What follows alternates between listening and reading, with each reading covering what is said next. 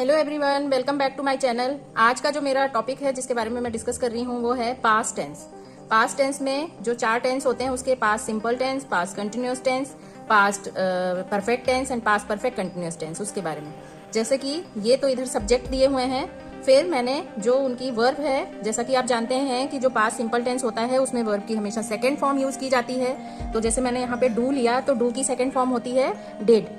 तो ये I did, he did, she did, it did, you did, we did, they did। इस तरह से did का यूज हुआ है। अगर आप और भी कोई वर्ब लेते हो उसकी भी सेकेंड फॉर्म ही यूज की जाएगी। नेक्स्ट है past continuous tense. Past continuous tense में जो वर्क है वो हो रहा होता है, यानी कि कंटिन्यू काम चल रहा होता है। तो इसमें ing की फॉर्म यूज होती है जो वर्ब होती है वर्ब के साथ। जैसे इसमें जो सब्जेक्ट है, सब्जेक्ट के बाद जो हेल्पिंग वर्ब होती है वो है वॉज, आई के साथ वॉज, उसके बाद ही के साथ भी वॉज, शी के साथ भी वॉज, इट के साथ was, but you, we and they के साथ वर यूज किया गया है। और जो हेल्पिंग वर्ब है उसके साथ ing फॉर्म यूज हुई है।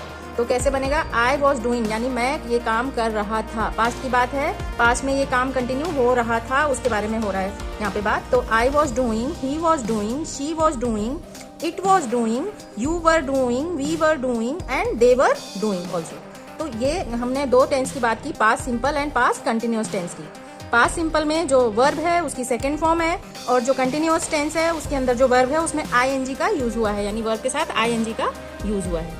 नेक्स्ट बात करते हैं पास्ट परफेक्ट टेंस की, जिसमें कि जो काम है वो पूरा हो चुका था, यानी पास्ट की बात हो रही है। तो ये जब भी काम पूरा हो चुका होता है तो उसको किस तरह से हम यूज करते हैं अपने सेंटेंस में। लाइक इस तरफ देखो, आई, ही, शी, इट, यू, वी, दे। ये क्या है? ये सब्जेक्ट है। सब्जेक्ट के बाद जो इसमें हेल्पिंग वर्ब यूज होती है वो होती है हैड, यानी कि काम पूरा हो चुका था तो उसके लिए helping verb only had use होती है। आई हैड डन, जैसे डू की जो सेकेंड फॉर्म थी वो हमने क्या लगाई थी? डिड। अब इसकी जो थर्ड फॉर्म है वो है डन। अब हम इसके किस तरह से बोलेंगे? I had done, he had done, she had done, it had done, you had done, we had done, they had done, like this. तो इस तरह से ये जैसे कि जो वर्क है वो कंप्लीट हो चुका होता है, तब हम ये इस तरह के जो वर्ब हैं उनको यूज करते हैं और हेल्पिंग वर्ब हम हैड लगाते हैं, यानी पास्ट परफेक्ट टेंस में।